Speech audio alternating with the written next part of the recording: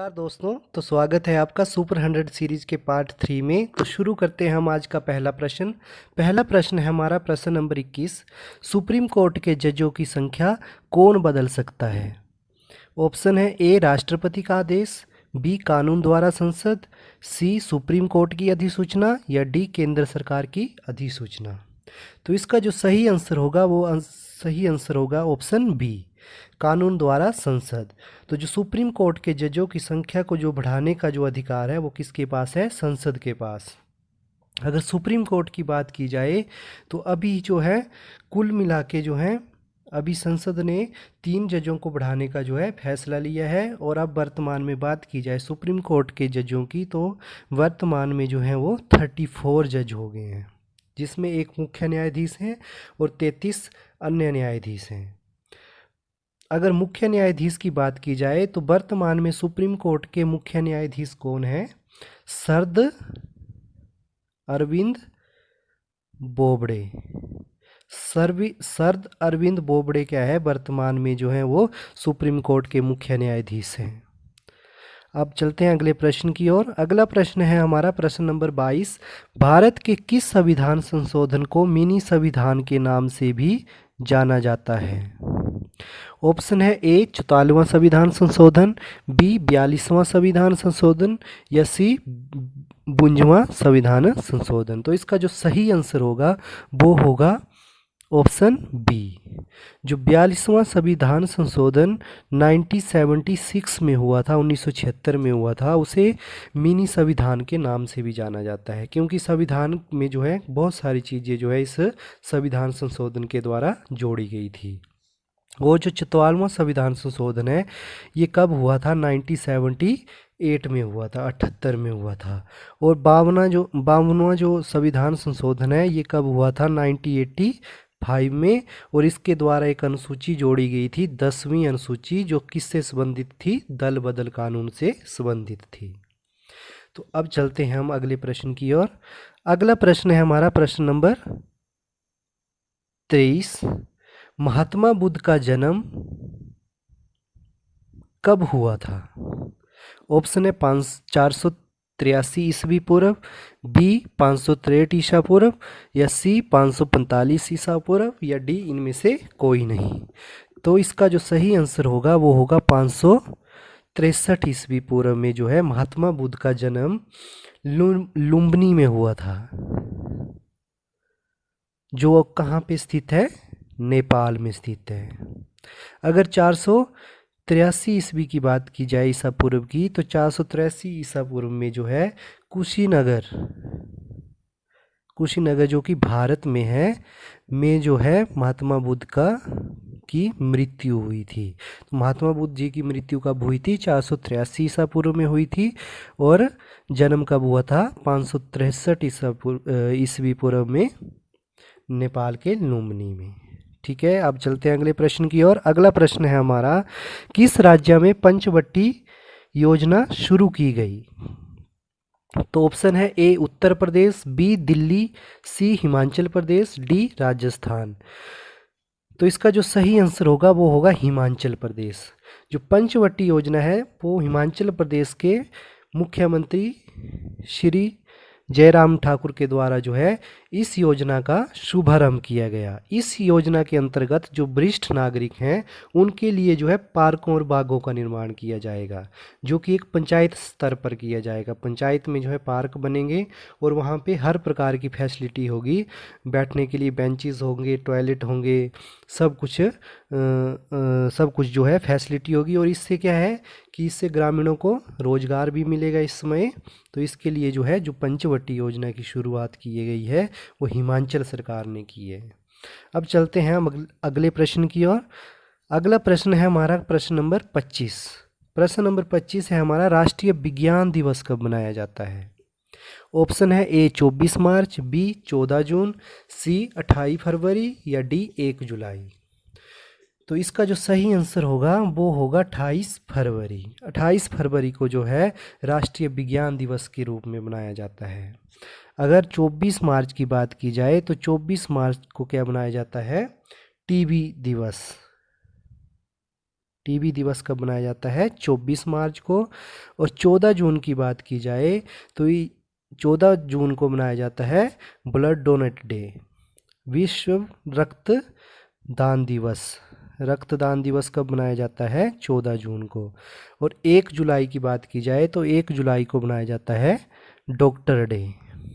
ठीक है, तो डॉक्टर डे 1 जुलाई को, विज्ञान दिवस 28 फरवरी और रक्तदाता दिवस 14 जून, 24 मार्च को टीबी दिवस। अब चलते हैं अगले प्रश्न की ओर। अगला प्रश्न है हमारा, WHO की स्थापना कब की गई? ऑप्शन है 1945, बी 1948, सी 1919 या डी 1995। तो इसका जो सही आंसर होगा वो होगा ऑप्शन बी, 7 अप्रैल 1948 को जो है WHO की स्थापना की गई है, वर्ल्ड हेल्थ ऑर्गेनाइजेशन की। 19 की बात की जाए तो 1919 में जो स्थापना की गई है वो की गई है ILO की, इंटरनेशनल लेबर ऑर्गेनाइजेशन की। और 1995 की बात की जाए तो 1 जनवरी 1995 को WTO की स्थापना हुई है, वर्ल्ड ट्रेड ऑर्गेनाइजेशन की। और 1945 की बात करें तो 24 अक्टूबर 1945 को किसकी स्थापना हुई थी?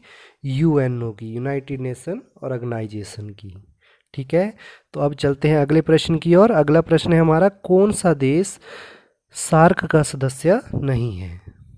तो ऑप्शन है ए इंडिया, बी म्यांमार, सी बांग्लादेश, डी पाकिस्तान। तो इसका सही आंसर होगा ऑप्शन बी, म्यांमार जो है वो सार्क का सदस्य नहीं है। अगर सार्क के सदस्य की बात की जाए तो सार्क में जो है 8 मेंबर हैं। टोटल मेंबर कितने हैं? तो इससे बहुत बार प्रश्न आता है। एक तो आता है कि सार्क में जो है टोटल जो मेंबर हैं वो कितने हैं? 8 हैं। अगर इन 8 को आपने याद रखना है तो आप जो है एक ट्रिक के माध्यम से याद रख सकते हैं, ABBIMNPS, ABBIMNPS। ए से अफ़गानिस्तान, बी से बांग्लादेश और बी से भूटान और आई से इंडिया, एम से मालदीव, एन से नेपाल, पी से पाकिस्तान और एस से श्रीलंका। तो ये जो है सार्क के परमानेंट मेंबर हैं। और अगर सार्क के हेडक्वार्टर की बात की जाए तो इसका जो मुख्यालय है वो कहाँ स्थित है? काठमांडू में, जो कहाँ स्थित है? नेपाल के काठमांडू में जो है सार्क का मुख्यालय स्थित है। तो अब चलते हैं अगले प्रश्न की ओर। अगला प्रश्न है हमारा प्रश्न नंबर 28 कि स्वच्छ भारत मिशन कब शुरू हुआ? ऑप्शन है ए 2014, बी 2015, सी 2016 या डी 2017। तो जो स्वच्छ भारत मिशन शुरू हुआ है उसका जो सही आंसर होगा वो होगा ऑप्शन ए, 2 अक्टूबर 2014 को जो है मोदी जी ने स्वच्छ भारत मिशन शुरू किया था। ठीक है, और अगर 2015 की बात की जाए तो 2015 21 जून 2015 को क्या शुरू किया गया था? योग डे बनाना स्टार्ट किया गया था। योग डे बनाना कब स्टार्ट किया था? 21 जून 2015 को।